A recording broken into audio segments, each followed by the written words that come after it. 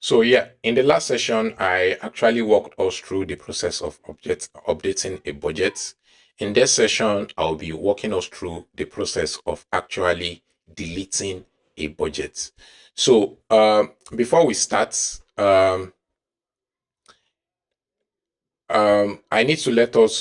need to actually remind us that during the process of actually creating our model, our budget model, let me go to our budget model. You will notice that we created a constraint that on delete, we want to actually cascade. So that means if we delete a budget, all the associated categories with the budget will also be deleted, which makes our life really easy. And when I say all the categories associated with it being deleted, the it simply means the table here, the budget categories table here.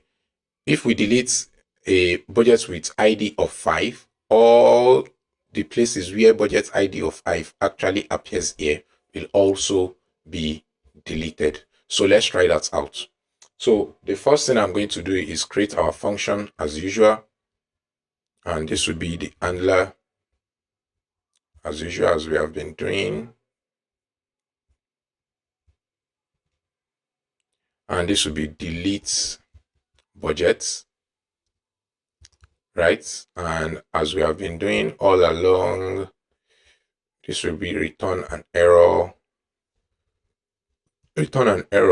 right? And we need, let me just copy what we have here, right? Copy and paste. And here to copy and paste.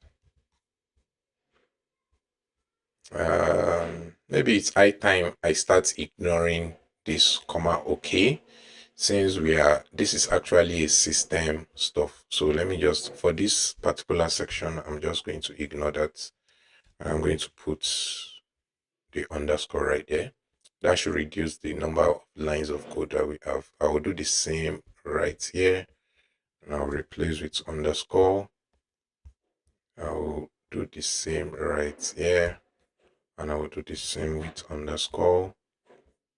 I will do the same right here, and I'll replace with underscore. So now that we have that, the next thing I want to do is I want to copy the bind request by parameter and paste. So yeah, I want to initiate a new budget service, and I want to say that, so one thing I want to do now is I want to create a query scope, just like we did right here. So for this, I'm going to create a scope, but I won't be needing a preload. So what we are now going to do is we are going to say query, because this scope, as any query that we perform now, where the user ID will actually be attached to it, right? So the first thing I want to do is I actually want to make sure that the budget we are trying to read actually exists. And we've already done something like that here, so I won't be stressing myself. I'm just going to paste this right here, right? And okay, I'm just going to assume that there is no error. I'm trying to keep this particular section very short. So if budget is nil, we want to say that budget is not found. Otherwise, we can go ahead to delete the budget. So we can say query dot, let me say query dot delete the models. Don't forget to actually state the model you are performing the query on. Then let's see, then for this delete, all we need to do is pass the model we want to perform the query on and pass the budget ID we want to actually delete, and that will be .id.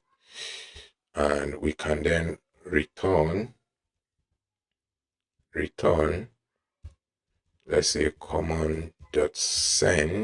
success and state that budget deleted successfully.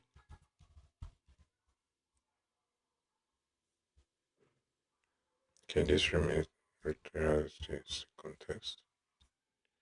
Send success, context, data interface. No, we are not sending any data. Yeah. So now that we have that, we can go to our routes and duplicate this and call this delete. Delete budget, delete. Yeah. So we can refresh our application and come to delete budgets. Let me say I want to delete a budget that does not exist. Let me see the response. You can see not found.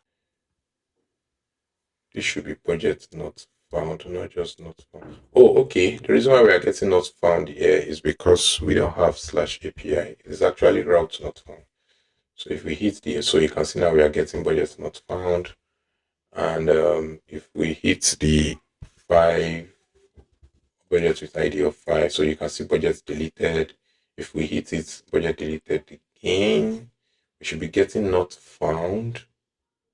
So we are getting an error right there. Invalid value should be a pointer to struct or slice. Line 31, line 3138. 138. So this is actually throwing the error. Oh, okay, sorry. This should actually be a pointer. Yeah. Yeah, this should be a pointer. Be a pointer. So if we refresh our application now,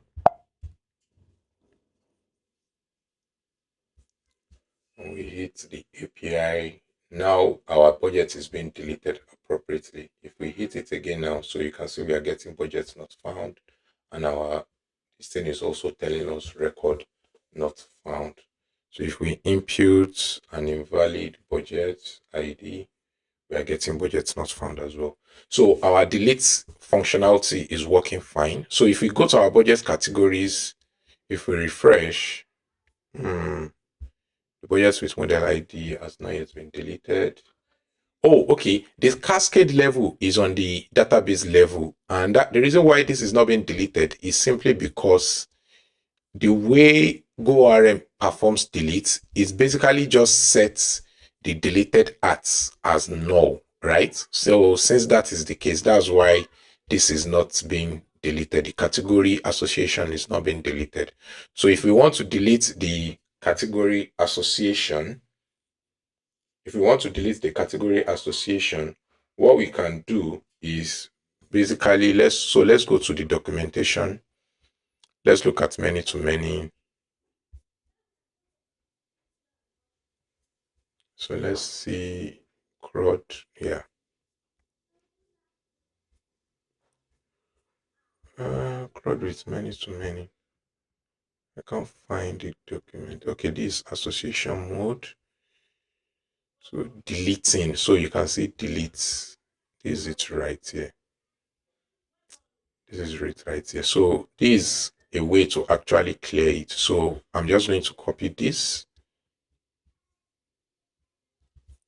I'm going to come back to our code editor. Just before deleting the model, I'm just going to call this. I'm going to say query this model, or the model that we've actually, the budget we've retrieved, association. We want to delete the categories and clear it, right? So this is returning an error. So let's undo the error. If an error occurs, log the error. We want to say internal server budgets could not be deleted for some reason. Okay. So if we come back here, let's refresh, run dev. Yeah. So if we hit now, we are getting budgets not found. But let me delete with ID of 5. we are getting not found because the select deleted at is already set to this. So what I'm going to do is I'm going to remove all of this and save and come back here. Hit delete again now. So we are getting budget could not be deleted. And what's the error? Unknown user ID in where clause. So this is actually throwing an error. Model budget. Okay, we don't need the scope right here. So we just need, since we are passing the budget, we actually want to delete. So we can just say h.db, then delete the budget. Okay. Okay. So the another thing that I want to do is I want to make sure that the budget that we actually retrieved belongs to the user. And we've done something like that right here. We could have used the scope, but I don't want to edit the, that means this will have to accept the query parameter. The query that we've built here, this will have to accept it. Then we pass it, then use it to query the budget. But I don't want to go that route. So we are checking if the budget actually belongs to the user. If it does not, we return budget not found. Then otherwise, we go ahead to actually delete the budget. So let me refresh the application and hit the API. Yeah, our budget is being deleted now. If we hit it again now, we are getting budgets not found. And if we check our budget, you can see the deleted at is now set. If you check the category, you can see now we no longer have a budget with model ID of 5. If we delete for ID of 1 now and hit, if we come back here and refresh, we can see we no longer have budget with ID of 1. So which is perfect. So that will be the end of the session for deleting.